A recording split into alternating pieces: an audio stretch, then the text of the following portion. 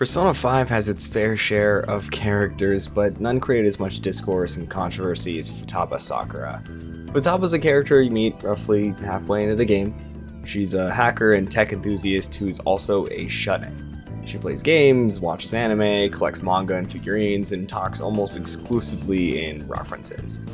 She definitely appealed to a very specific crowd of people, and has formed herself quite a very vocal fan base online.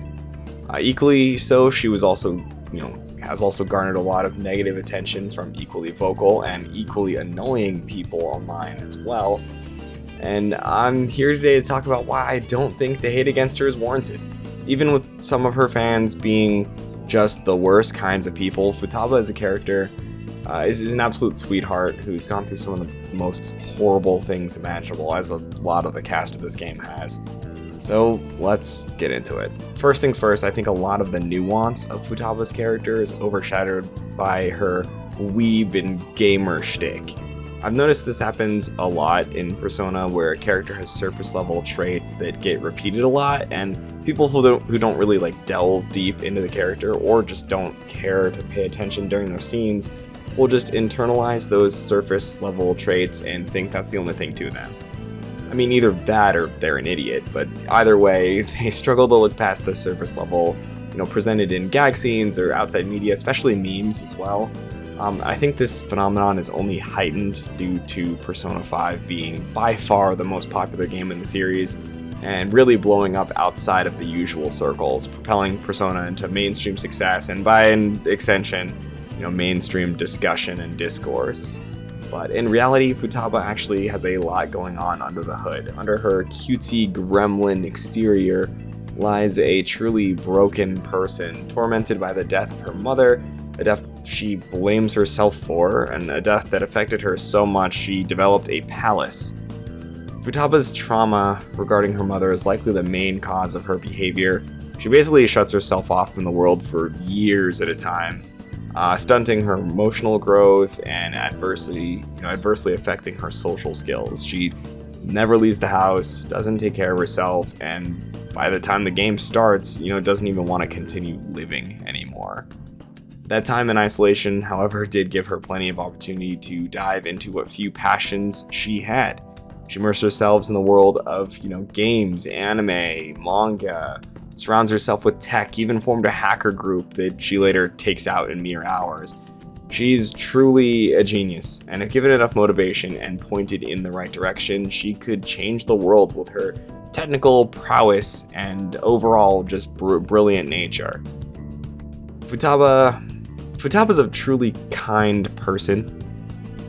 Even after all the trauma she's gone through, she still goes out of her way to help other people, most notably through her work as a phantom thief, specifically as their navigator, providing all sorts of assistance in and out of battle. Her quick thinking and technological abilities are actually the only reason the phantom thieves are able to succeed in many of their missions. I mean, she was able to single-handedly take out Medjed, break into Sai's laptop during the casino heist, bug the freaking main villain's phone, and broadcast the phantom thieves' message to, all of Japan during the endgame. She's absolutely an invaluable member of the team. A lot of people can really relate to Futaba. I mean, while the majority of us likely never had their parents assassinated and were subsequently blamed for it, sending us into a spiral of self-inflicted mental illness, many of us do have parental issues. Futaba not having a parent and having to deal with that is something a lot of people relate to. And in addition to now living with a step-parent and all the struggles that can lead to, and her relationship with Sojiro is actually something people really cling to, and this is very cute. And we get to watch it develop, throughout the course of the game. She's also very likely on the spectrum. It's never stated explicitly in-game, but many in the neurodivergent community have expressed that she exhibits many traits associated with it, and that she's considered neurodivergent representation to them, and that's just another reason why she's loved by so many. The Futaba that we see in the game, does start healing throughout the course of the story and her confidant events, but even at the end, she's still not 100% there. She enrolls in school, has her own group of friends, can finally leave the house, but she still has unresolved trauma with her mom. She still has social anxiety, easily gets overwhelmed in social settings. She still struggles. But in the end, even with her struggles, she still presses forward. No longer willing to lie down and give up on life, she moves forward, setting goals for herself to achieve, working hard to achieve them. She's a genuine, certified cinnamon roll, and is absolutely way deeper than most give her credit for. Was she written to pander to lonely nerds? Yeah, probably. But even then, Atlas was still able to craft a character that a lot of people can relate to, and that means a lot to them. She has a very compelling backstory, and I really respect where she ends up by the time the credits roll. It just goes to show, never judge a book by its cover. The next time you see a cute gamer girl with childlike enthusiasm and innocence, it might just be caused by political conspiracies and years of intense mental trauma. Have a good one. I'll see you next time. Bye. I'm kinda nervous, but here I go. Time to make like a tree and branch out! Sorry, I totally forgot to check the time. I was having fun. Guess that means I beat my mission, huh? It was the same Akihabara as before, but everything looked so different to me this time. It's not just here, though. My whole world is expanding. Every day brings new and different discoveries. The direction of Sojiro's cowlick, the atmosphere of Yongen, the various types of coffee beans. Things might be the exact same as they were yesterday, but from my perspective, it's all spinning.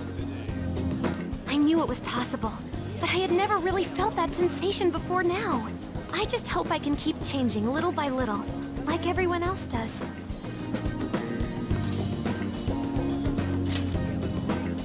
Yeah, I'll do it at my own pace.